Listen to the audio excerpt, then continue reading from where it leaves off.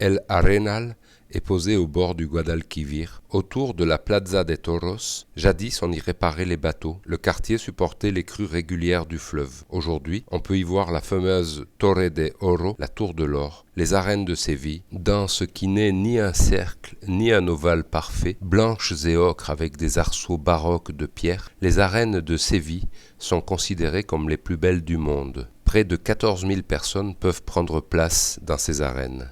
Capitale de l'Andalousie et quatrième ville d'Espagne, Séville a gardé sa splendeur du XVIe siècle. Elle dégage une atmosphère enchanteresse. Assise sur le Guadalquivir depuis le 8e siècle avant Jésus-Christ, conquise tour à tour par les Phéniciens, les Grecs, les Carthaginois et les Romains, puis par les Vandales, les Sudètes et les Wisigoths. Elle fut la rivale de Cordoue sous la domination musulmane. Après la découverte du Nouveau Monde, elle connut une immense prospérité grâce au commerce qui transitait en totalité par son port et dont la tour de l'or était le symbole. Cette tour almohade, construite au XIIIe siècle, servit d'abord à renforcer les murailles de l'Alcazar. Chaque soir, les Maures tendaient en travers du Guadalquivir une énorme chaîne reliée à une autre tour sur l'autre rive. Son nom proviendrait des azulejos dorés qui recouvraient la tour.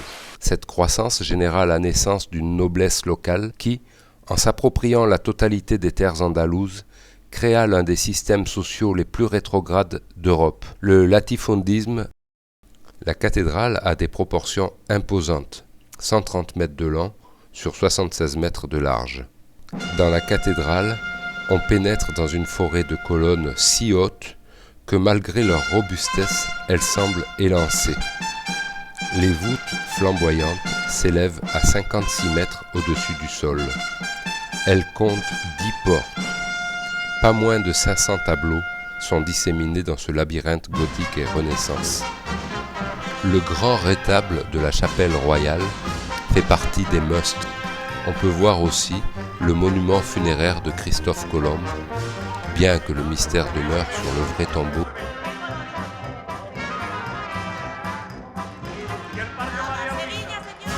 Depuis 1564, la Giralda est dominée par l'énorme et étonnant Giraldillo.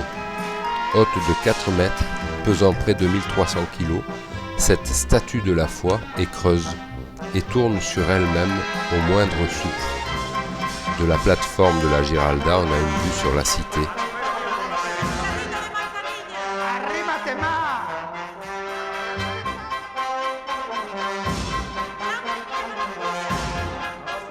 La cathédrale et la Giralda semblent toutes deux clamer pour l'éternité le triomphe du christianisme, marqué de manière d'autant plus significative que l'une occupe l'emplacement de la grande mosquée, dont l'autre, la célèbre Giralda, était le minaret.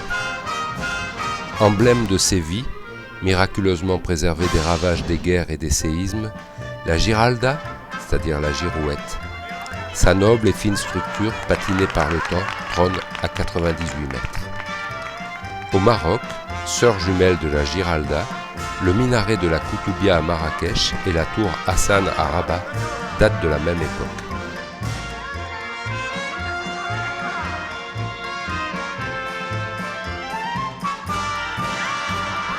La Plaza de Santa Cruz donne son nom au quartier pour la jolie croix qui s'y trouve. Dans le dédale de ruelles du Barrio de Santa Cruz, aux maisons fleuries et blanchies à la chaux, il est très agréable de se promener l'été à l'abri de la chaleur. Les jolis patios et les petites places que l'on découvre au hasard des ruelles sont des havres de fraîcheur.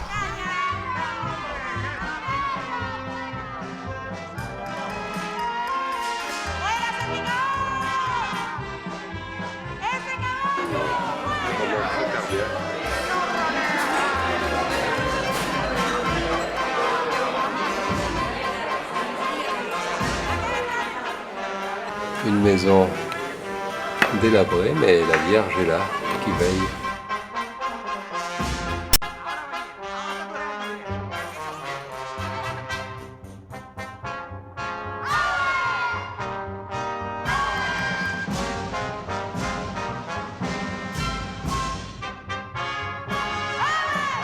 Alors ça c'est à droite l'hôpital de la Charité. L'hôtel Alphonse XIII, qui était la résidence du roi. Le palais de San Telmo.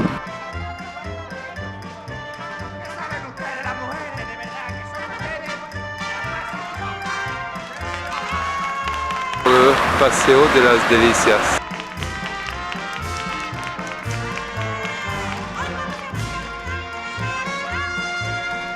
Dans le parc de Maria Luisa furent construits les pavillons pour la grande exposition hispano-américaine de 1929. Aujourd'hui, la gracieuse architecture de la Plaza de España, avec ses éléments les plus traditionnels, briques apparentes, azulejos, fantaisie expressive, couleurs, désigne manifestement le profil sévillan.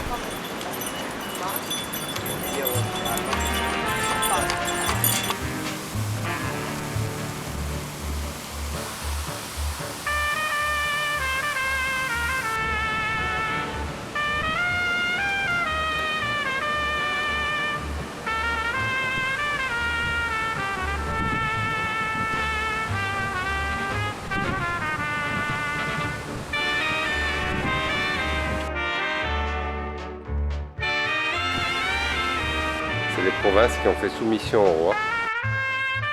Les bancs revêtus de carreaux de céramique figurent les allégories des 58 provinces espagnoles.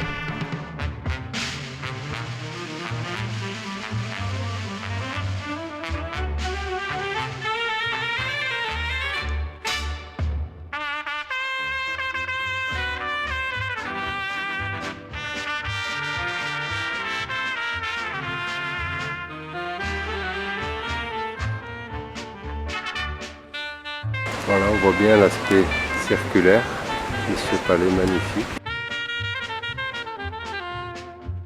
Des granizadas de naranja et de limon.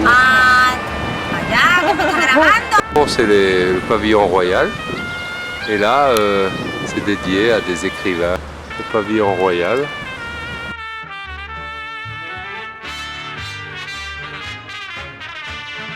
Le pavillon des arts populaires.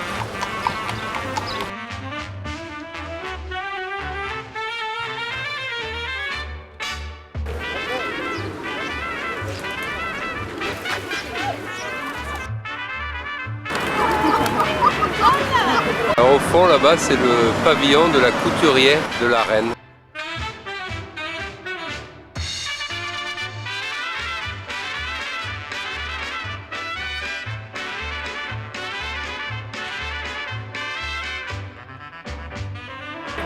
Il y a une fête, il faut traverser ce pont pour y aller.